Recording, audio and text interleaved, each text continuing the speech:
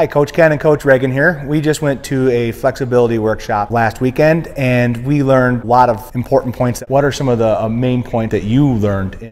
A lot of times if people will come in and they can't squat to a certain depth, or they feel like they can't do a certain thing, it's not because their muscles can't do that thing, it's because they have just forgotten. Like as children, we just chilled in a squat whenever, but adults haven't done that in a while. So it's not that they can't get in a squat, but it's our job to remind their muscles that they can, and the more that their muscles access those movements, the more they'll be able to trust them, and little by little they can get more and more mobile. It's basically just all a remembering process is what I got from it. That's a really good point. I remember when our back was on the floor and our feet were on the wall, and people were able to actually get in that good squatting position, and most of our athletes can do that, but as soon as we have them do it in open space, they have a hard time. So what you're saying is they're flexible enough to get in that squat, their body's just not used to getting in that proper position.